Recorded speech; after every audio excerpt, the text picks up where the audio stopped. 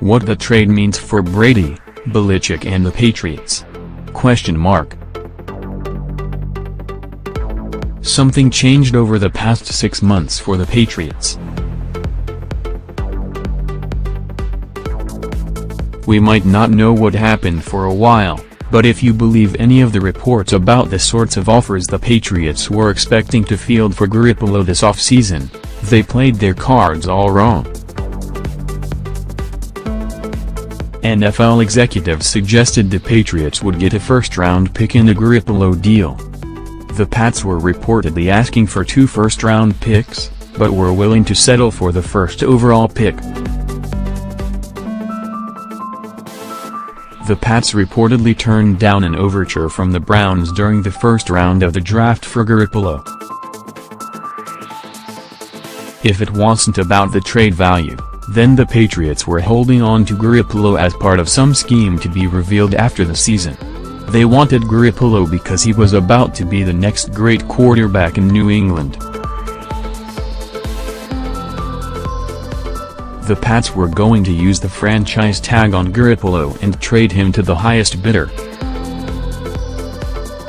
Maybe Don Yee, the agent to both Patriots passers, would arrange for Garoppolo to sign a new deal with a structure that would see his salary soar just as Tom Brady ran off into a field of kale. The Patriots would come away with some outsized return because Bill Belichick is always going to be smarter than the guy on the other side of the table. After Monday's trade, Occam's razor suggests none of that to be true. The Patriots weren't going to be able to slap the franchise tag on Garoppolo because of their needs on defense as cornerback Malcolm Butler hits free agency. Belichick doesn't appear to think Garoppolo is his quarterback of the future, because if he thought Garoppolo was going to be a franchise passer for the next decade, the same guy who has kicked every other Patriots legend out the door would have moved on from Brady this offseason. The Patriots probably weren't offered a juicy first-round pick this offseason, and while they waited to see if any competitor got desperate and made them a Sam Bradford-sized offer, the trade never came. In the end, the Patriots waited until just about the last second and took the best available offer on the table. If you treat the offers that might have been available 6 months ago as sunk costs and evaluate what the Patriots could have done with Garoppolo from this point forward, this is a reasonable return. The best-case scenario would have seen the Patriots come away with a compensatory pick at the bottom of the 3rd round of the 2019 draft, somewhere between picks 97 and 100, and that would come only if New England didn't make another foray into high-level free agency this offseason. Instead, the Patriots guarantee themselves a high 2nd-round pick in the 2018 draft, a much better selection and one that comes a year earlier. The 49ers are the 2nd worst team in football and have a 98.6% chance, per the Football Power Index, of finishing among the league's 5 worst teams.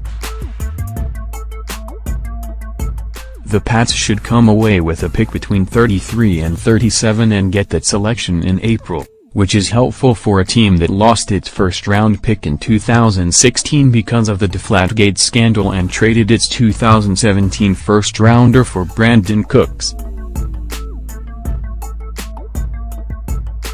Belichick loves high 2nd-round picks, which have proved to be the most valuable selections of the draft in terms of surplus value. He has drafted players such as Eugene Wilson and Patrick Chung at the top of the 2nd round in years past, but Belichick also loves trading down and around the draft, and a high 2nd-round pick gives him plenty of options. If it's the 33rd selection, Belichick will likely try to flip it for a future first-round pick from some overzealous team. Belichick also might try to trade the pick for talent to win now. One report suggests that Belichick will look to trade the pick for defensive line help, a logical target given the wildly frustrating play of the Patriots this season.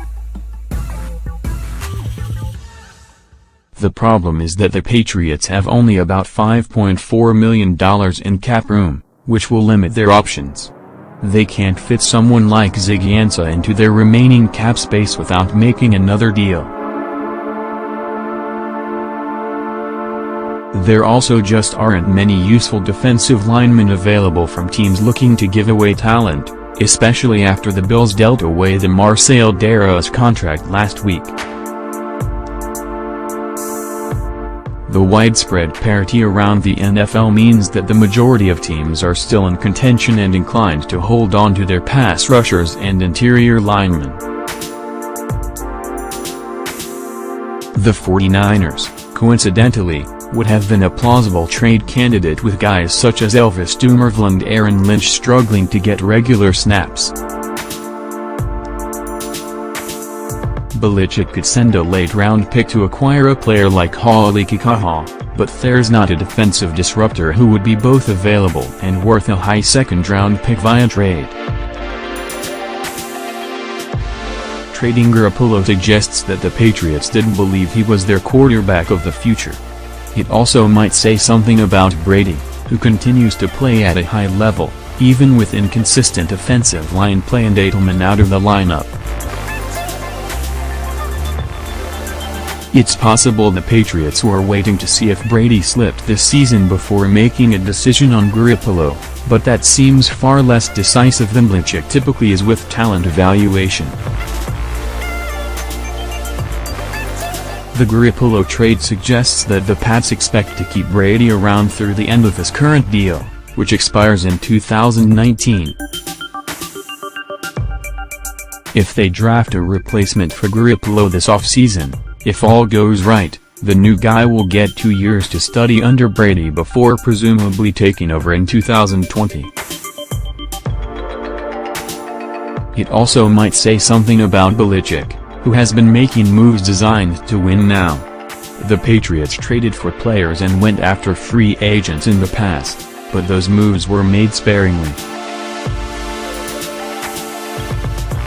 Think about what the Pats did this offseason. They traded a first-round pick for Cooks, who is 2 years from unrestricted free agency. They signed Stephon Gilmore to a top-dollar deal at cornerback. The Pats didn't deal Butler to the Saints, even if it means getting a lesser pick as free agent compensation next year. They signed 2 veteran running backs in Rex Burkhead and Mike Gillislee. The only move that didn't jive with the win-now philosophy was holding on to Garoppolo when the Pats could have gotten a player or draft picks which would have netted them players for the 2017 roster. Now, that has changed, although, barring a trade this week, the player won't join the Patriots until 2018. It's difficult to imagine him doing anything else, but you have to wonder whether Belichick plans to be coaching the Patriots after Brady decides to retire. We won't know for years whether the Patriots were right to trade away Garoppolo for a second-round pick. In terms of 2017, though, the Garoppolo trade is unlikely to hurt the Patriots. The idea that the Patriots needed Garoppolo as a backup in case Brady got hurt was always too concerned with the worst-case scenario, given that Brady has suffered 2 injuries that caused him to miss meaningful time since taking over as the starter in 2001, the most recent of which came in 2008. It's still unclear whether Garoppolo is really that much better than a typical backup quarterback in McDaniel's system, and trading Garoppolo wouldn't have precluded the Patriots from targeting a viable backup to sit behind Brady. The choice wasn't between Garoppolo and an emergency quarterback like Edelman, it was between Garoppolo and a veteran like Hoyer, whom the Patriots might have looked at in the event of a Garoppolo deal. Now, It's likely Hoyer will be returning to his former team, as the 49ers released Hoyer after making the trade Monday night. Reports suggested that Hoyer was initially part of the trade, with the Patriots instead asking for Hoyer to be released for compensatory pick purposes.